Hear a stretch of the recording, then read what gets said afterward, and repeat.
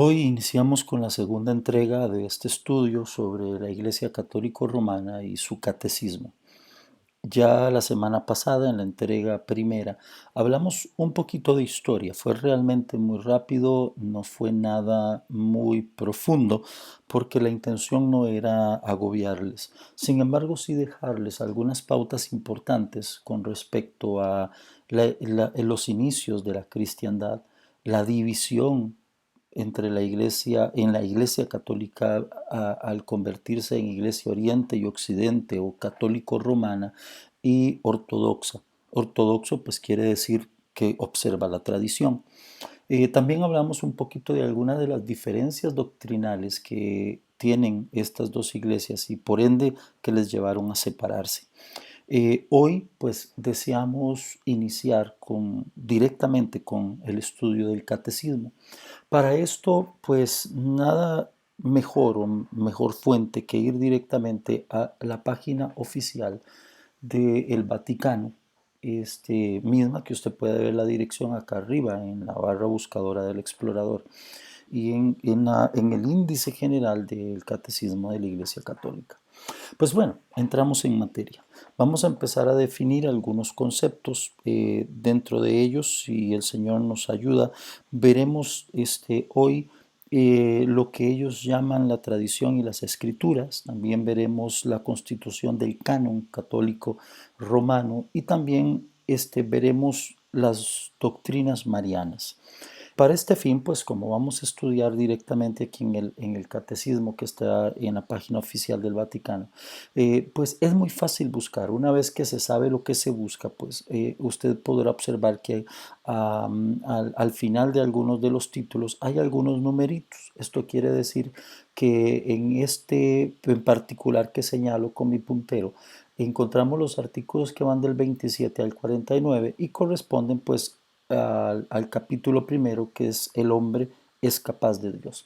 En pues no lo vamos a leer todo, vamos a ir directo a los puntos que son los que nos interesan de estudio por el hecho de que son los puntos justos que no conciliamos entre la iglesia católico romana y la iglesia protestante o cristiana. Y pues entramos en materia, ¿qué les parece? Voy a buscar los artículos que van desde el 82 en adelante, 81 en adelante.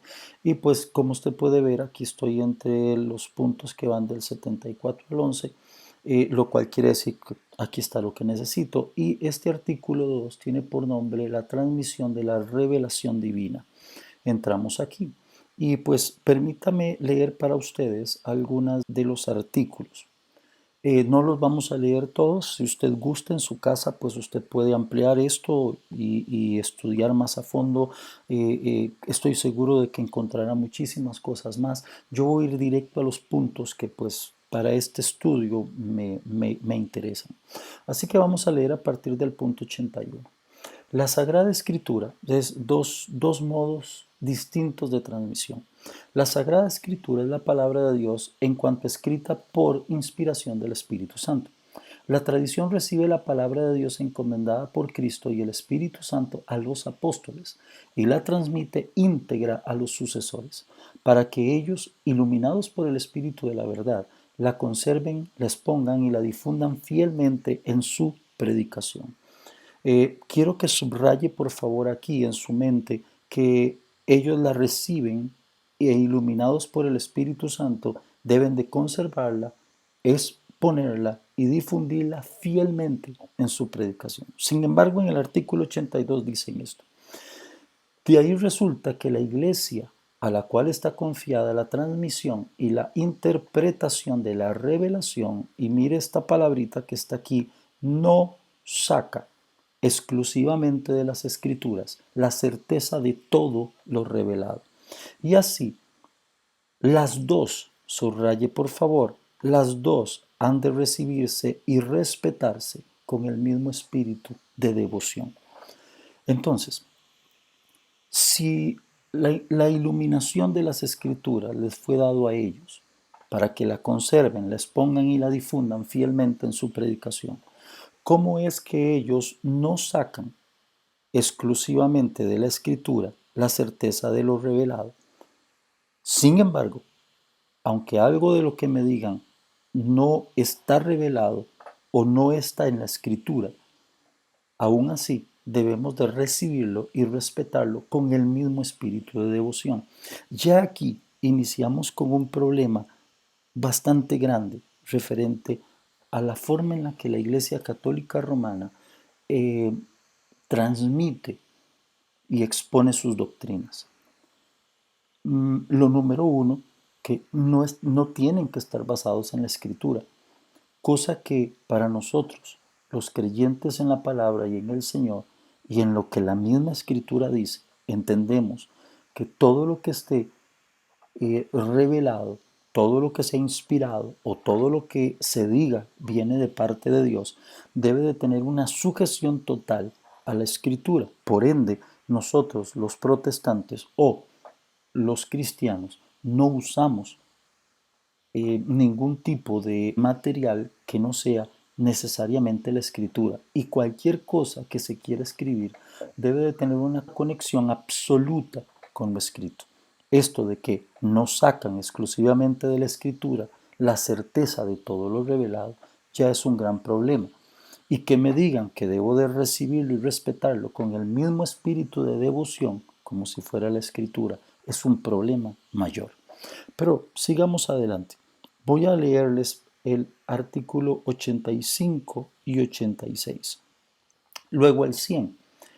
Dice el artículo 85, el oficio de interpretar auténticamente la palabra de Dios oral o escrita ha sido encomendada solo al magisterio vivo de la Iglesia, el cual lo ejerce en nombre de Jesucristo, es decir, a los obispos en comunión con el sucesor de Pedro, el obispo de Roma.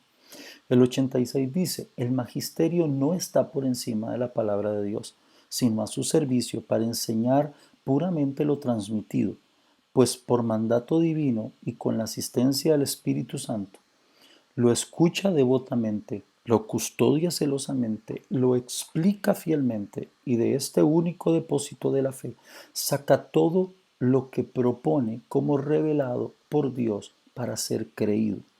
El punto número 100, que vendría siendo pues parte de las conclusiones o del resumen, dice, el oficio de interpretar la palabra de Dios ha sido confiado únicamente al magisterio de la Iglesia, al Papa y a los obispos en comunión con él. Ya aquí tenemos un problemita más.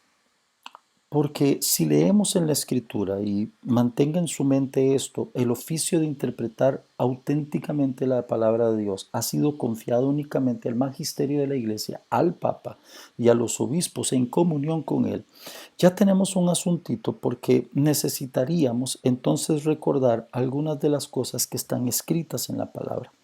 Yo quiero por favor hacerle mención de lo que dice la escritura en 2 de Pedro, capítulo 1 y los versos 19 en adelante, donde el mismo Pedro, el aparentemente o según lo que se nos ha enseñado, es el primer papa que tuvo la Iglesia Católica Romana, ya no está en acuerdo con esto que acabamos de leer, porque dice, verso 19, capítulo 1 de Segunda de Pedro, tenemos también la palabra profética más segura, a la cual hacéis bien en estar atentos como una antorcha que alumbra en lugar oscuro, hasta que el día esclarezca y el lucero de la mañana salga en vuestros corazones, entendiendo primero esto, que ninguna profecía de la Escritura es de interpretación privada, porque nunca la profecía fue traída por voluntad humana, sino que los santos hombres de Dios hablaron siendo inspirados por el Espíritu Santo.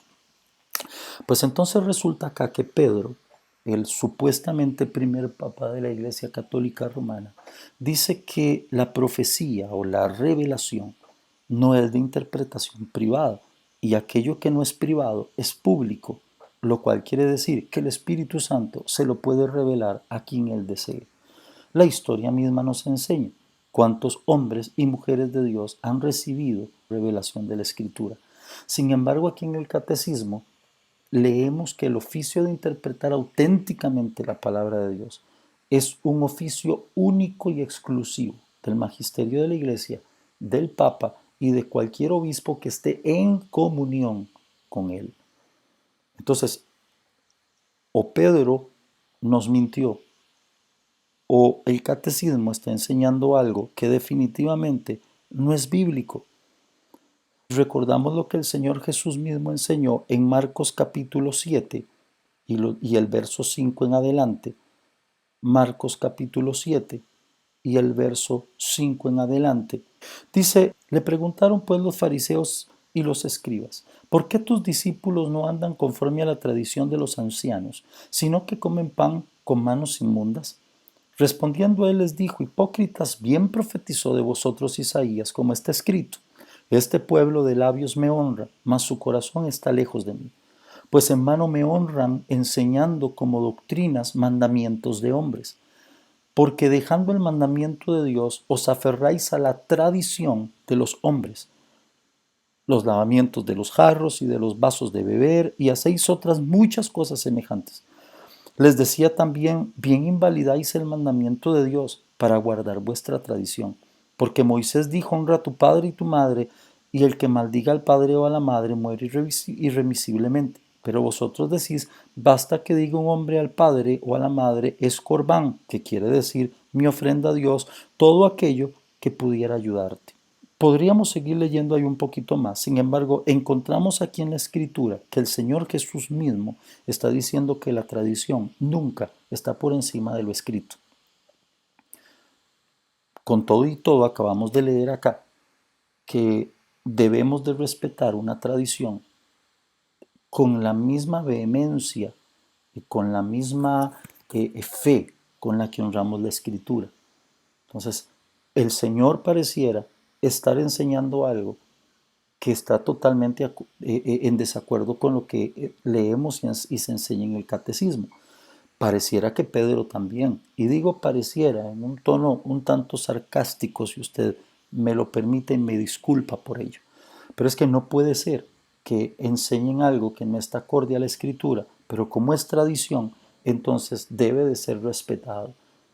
Esto de que no necesariamente tienen que estar basados en la escritura para tomar algo como una revelación, pues déjeme decirle que esto es un camino abierto a cualquiera y a cualquier mentalidad y a cualquier doctrina y a cualquier interpretación, porque si esto es así, pues podríamos decir entonces que el libro del Mormón, que no ha sido en ninguna manera probada su escritura, ni geográficamente, ni científicamente, pero bueno, José Smith dijo que lo había recibido por fe, y José Smith en una de sus cartas dice que él lo recibió por fe, le guste a quien le guste, entonces perfecto, ellos tienen el derecho a observarlo y deberíamos de aceptarlo. Pero bien, sigamos.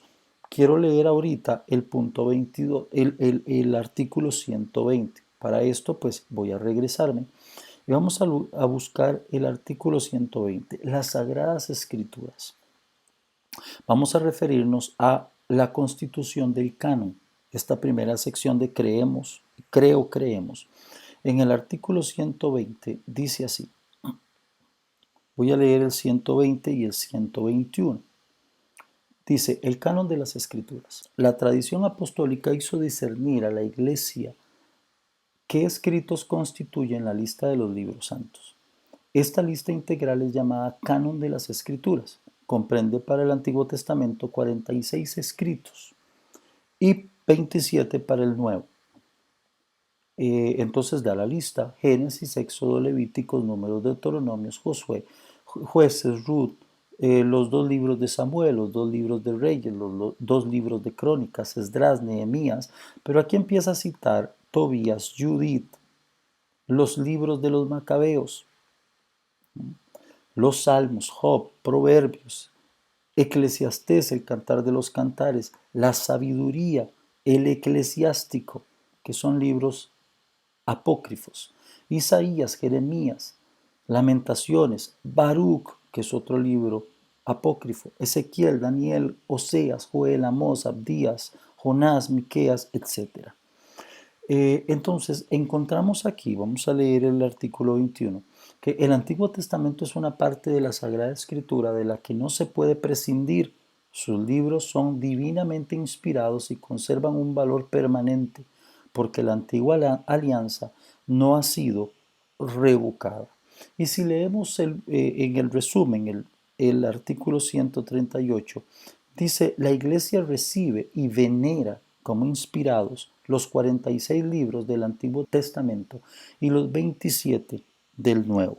Bueno, aquí tenemos que mirar algunas cosas referente a este canon con libros apócrifos.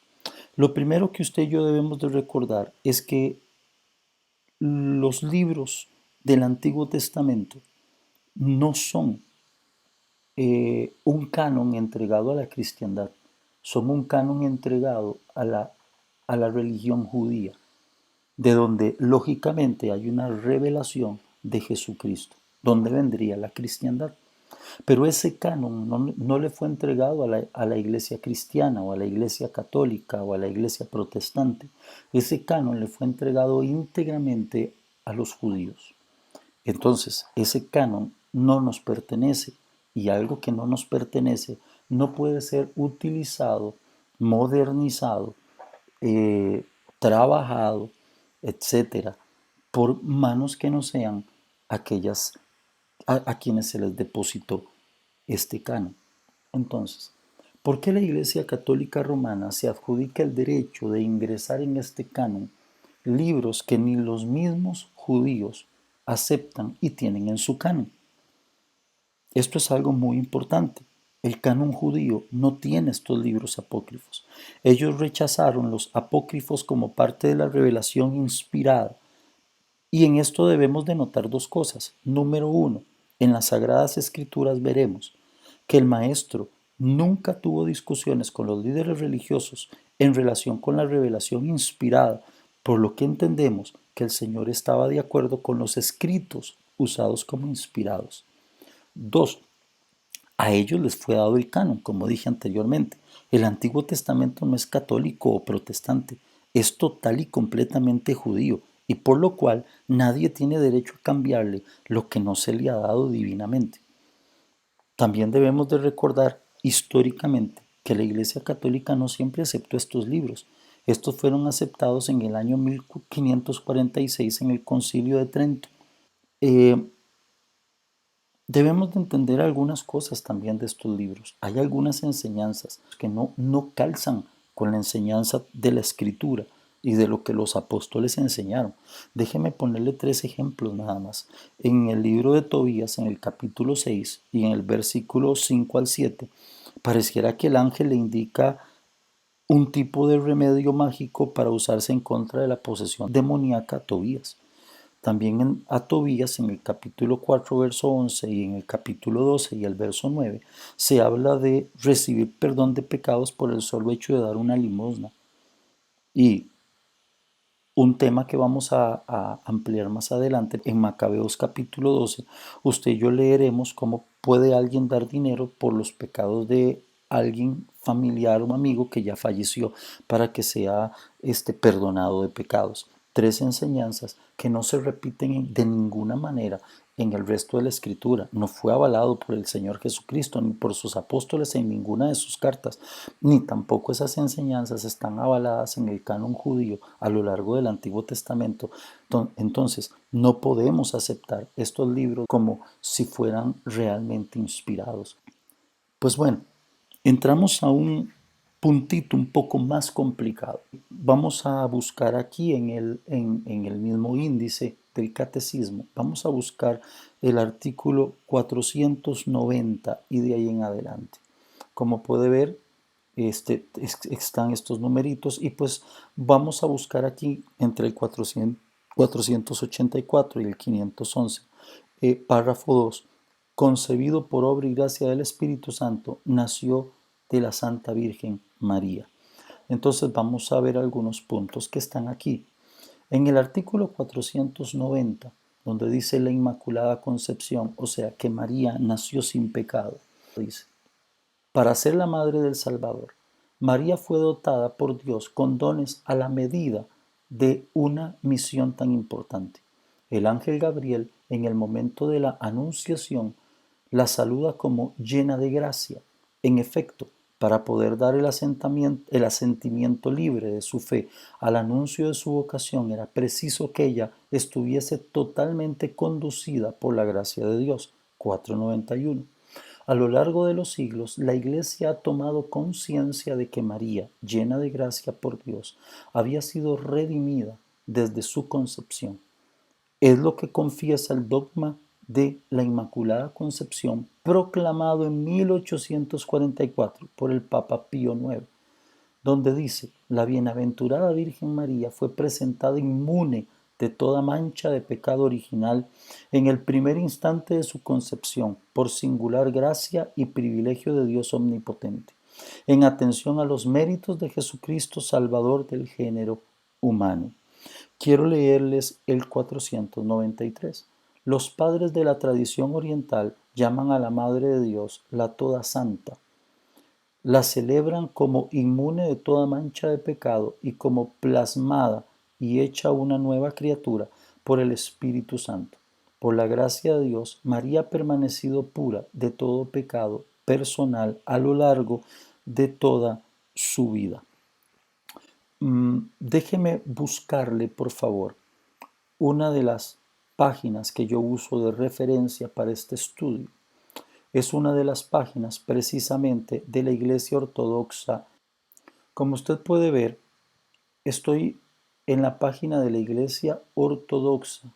Hablando acerca de la Inmaculada Concepción de la Santa Virgen, dice: la doctrina de la Inmaculada Concepción de la Santísima Virgen María significa en términos simples que ella nació sin pecado original, esto es, la falta cometida por Adán y Eva, que implica constituirse a sí mismo como parámetro de toda conducta, ignorando a Dios como fuente de toda autoridad. La Iglesia de Roma dice que fue concebida sin pecado, pero la Iglesia Ortodoxa dice que la Santísima Virgen, mírelo aquí, que la Santísima Virgen fue concebida en pecado, mas ella, en su humildad y libre voluntad, eligió el camino de la vida en Dios. Entonces, lo que dice aquí el Catecismo Romano, de que los padres de la tradición oriental la llaman santa y la celebran como inmune de toda mancha de pecado, no es cierto, porque aquí en la Iglesia Católica Apostólica Ortodoxa dice: la Santísima Virgen fue concebida en pecado, mas ella en su humildad y libre voluntad eligió el camino de la vida en Dios. Wow, alguien está mintiendo. Ahora, ¿qué dice la Escritura de esto? Bueno, lo primero que debemos entender es que a pesar de que la Biblia no lo dice, y como vimos antes, el catolicismo dice ser el responsable de interpretar la tradición de las escrituras mismas, el Papa Pío IX se basó en escritos de personas que no vivieron en el tiempo del Señor en su ministerio terrenal, ni de sus apóstoles ni de María misma. Entonces, es una doctrina que está basada en cualquier otra cosa menos en la escritura real. Déjeme también razonar con usted algo. Juan fue el apóstol que recibió a María en su casa. ¿Se acuerda? En Juan capítulo 19 y el verso 26, el Señor une a Juan con María desde la cruz, cuando le dice: Juan, y ahí tu madre y mujer, y ahí tu hijo. Si, si Juan la recibía en su casa, a pesar de tenerla viviendo con él, ¿cómo es posible que nunca escribiera nada sobre este asunto, siendo que es realmente importante para la escritura y para la cristiandad? ¿Cómo es que Juan sabía que había recibido en su casa a una mujer que nació sin pecado y que vivió sin pecado, mas sin embargo no dijo nada de ella? Mire lo que dice Primera de Juan, capítulo 1 y el verso 8. Primera de Juan, capítulo 1 y el verso 8. Si decimos que no tenemos pecado, nos engañamos a nosotros mismos y la verdad no está en nosotros.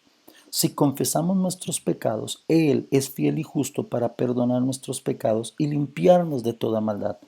Si decimos que no hemos pecado, le hacemos a él mentiroso y su palabra no está en nosotros. Entonces, si Juan, el apóstol amado del Señor, recibió a María, la madre de Jesús, en su casa y él sabía que María nació sin pecado y vivió sin pecado, porque Dios Todopoderoso la guardó del pecado original, ¿cómo es posible que Juan escriba esto y que diga que hacemos mentiroso a Dios si decimos no tener pecado, sabiendo que en su propia casa vivía alguien que no lo tenía?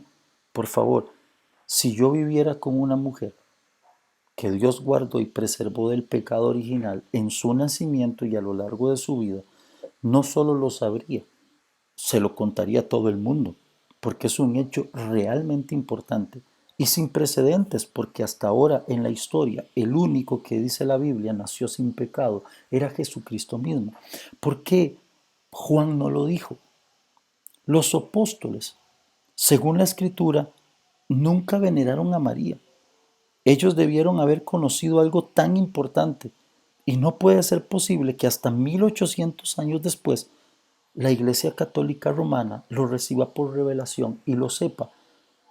Si estos hombres, los apóstoles que caminaron con el Señor, sabían que María era una mujer sin pecado, que nació sin pecado y vivió sin pecado, un hecho tan trascendental para la iglesia cristiana, para la fe, debió haber sido comunicado por ellos, mas no encontramos un solo verso en la Escritura donde María, la Madre del Señor, haya sido tratada desde otra perspectiva.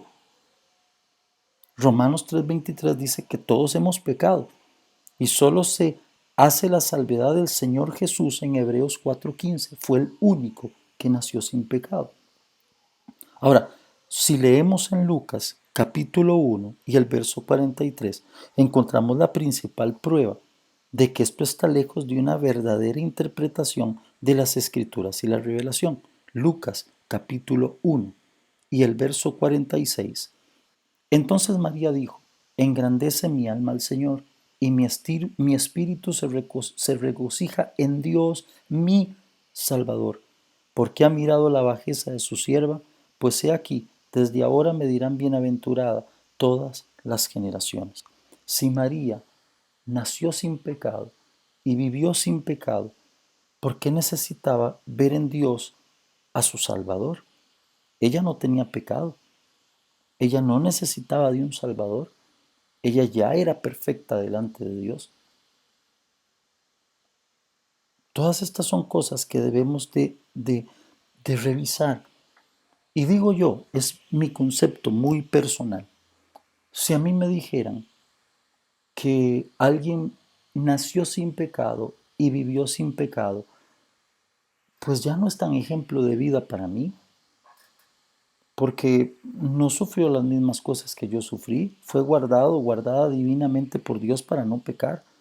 La diferencia entre María y el Señor Jesucristo es que de Jesucristo la misma escritura testifica que fue tentado en todo, pero hallado sin pecado, porque ella necesita un Salvador si nació sin pecado. Pero bueno, continuamos un poquito más adelante y vamos a leer ahora a partir del 499. María, la siempre Virgen. La profundización de la fe en la maternidad virginal ha llevado a la Iglesia a confesar la virginidad real y perpetua de María, incluso en el parto del Hijo de Dios hecho hombre. En efecto, el nacimiento de Cristo, lejos de disminuir, consagró la integridad virginal de su madre. La liturgia de la Iglesia celebra a María como la siempre Virgen. El 500 dice, a esto se objeta a veces que la Escritura menciona unos hermanos y hermanas de Jesús y da las citas, Marcos 3, 31 al 55, 6, 3 y Primera de Corintios 9, 5 y Gálatas 1, 19. La Iglesia siempre ha entendido estos pasajes como no referidos a otros hijos de la Virgen María. En efecto, Santiago y José, hermanos de Jesús, son los hijos de una María, discípula de Cristo, que se designa de manera significativa como la otra María. Se trata de parientes próximos de Jesús, según una expresión conocida, y quiero subrayar esto, según una expresión conocida del Antiguo Testamento. El 501 dice, Jesús es el Hijo único de María. Pero la maternidad espiritual de María se extiende a todos los hombres a los cuales Él vino a salvar. Dio a luz al Hijo al que Dios constituyó el primogénito entre muchos hermanos, es decir, que los creyentes a cuyo nacimiento y educación colabora con amor de madre. El 509 dice, en el resumen, María es verdaderamente Madre de Dios, porque es la madre del Hijo eterno de Dios hecho hombre, que es Dios mismo. El artículo 10 dice, María fue virgen al concebir a su Hijo, virgen durante el embarazo, virgen en el parto, virgen después del parto, virgen siempre según San Agustín. Ella, con todo su ser, es la esclava del Señor.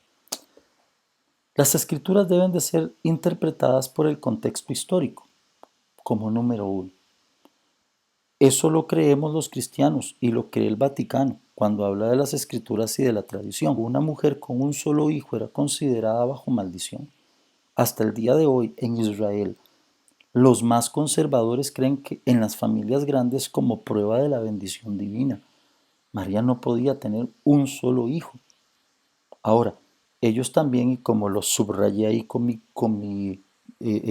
cursor en su pantalla, primos o hermanos, aunque el hebreo antiguo permitía la posibilidad de que los hermanos, primos o parientes fueran llamados hermanos, debemos de recordar que el Nuevo Testamento no está escrito en hebreo antiguo, está escrito en griego. Y en griego, la palabra para primos, para hijos o para parientes es totalmente diferente. La escritura antigua del Antiguo Testamento y la escritura griega del Nuevo Testamento son dos lenguas totalmente distintas y no tienen punto de convergencia, que el griego es una lengua sumamente moderna con respecto al hebreo antiguo. Ahora, ¿qué dice más la Biblia de esto? ¿Será posible que María se mantuviera virgen, siempre virgen? Mateo capítulo 1, verso 24, dice la palabra del Señor.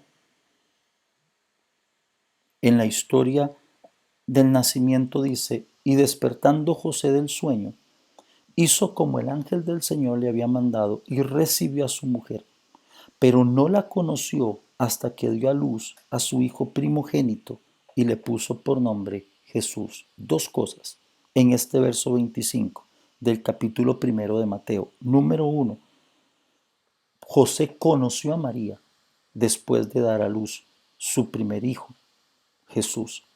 Esta palabra conocer es un lenguaje poético muy propio de la escritura para referirse a que José y María mantuvieron relaciones sexuales después del nacimiento del Señor, para decir que María siguió siendo virgen durante el parto y después del parto y por siempre virgen, pues entonces este verso de Mateo está mal aquí. Dos, acabamos de leer que nos dijeron que María tuvo un único hijo, pero aquí Mateo nos dice que Jesús fue el primogénito.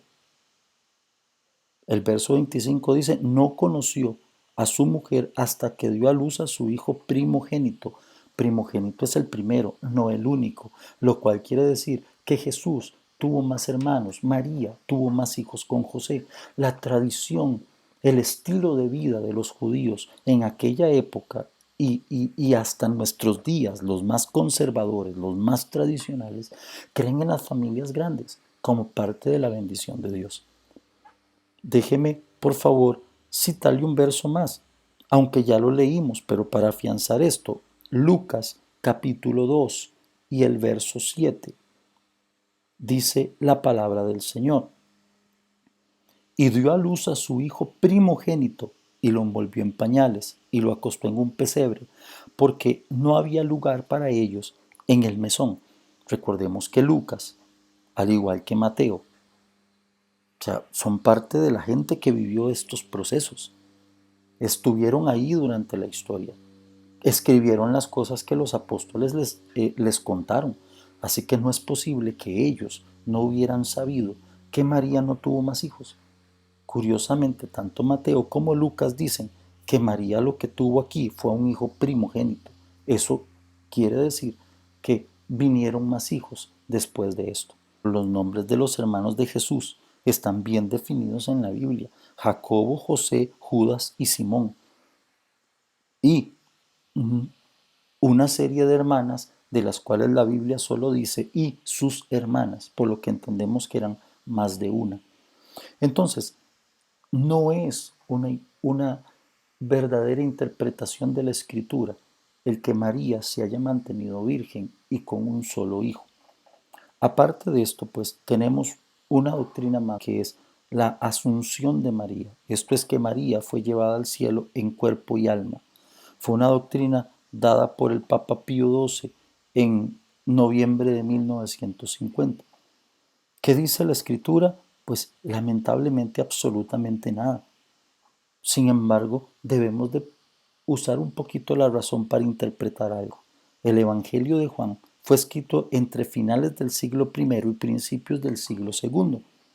Esto quiere decir que ya habrían pasado algunos años después de la muerte de María. Sin embargo, en Juan capítulo 3 y el verso 13, curiosamente, Juan dice lo siguiente: nadie subió al cielo, sino el que descendió del cielo, el Hijo del Hombre que está en el cielo. Si María vivía con Juan, vivía en su casa, María muere, he de entender que Juan le dio sepultura a María, junto con posiblemente muchos cristianos más que sabían que era una maravillosa hermana en Cristo y una tremenda mujer de Dios. Entonces, ¿por qué Juan no nos dice? ¿Por qué Juan no nos explica, siendo que María vivía con él y que sabía que María no tenía pecado, etcétera, como lo intenta decir la Iglesia Católica? ¿Por qué Juan tampoco nos cuenta que María fue asunta al cielo? De veras que es complicado poder aceptar algunas doctrinas cuando no tienen sustento bíblico de ninguna manera. Pues bueno, creo que les dejo hoy una serie de enseñanzas realmente importantes. Hemos hablado acerca de la tradición y la escritura, cómo constituyen su canon y las doctrinas marianas. Y hemos sustentado en la palabra del Señor algunos hechos importantes sobre cada una de estas cosas y por qué nosotros como cristianos no podemos creerlas y aceptarlas. Muchas gracias por su atención y nos vemos la próxima semana en la tercera entrega de Catolicismo Romano.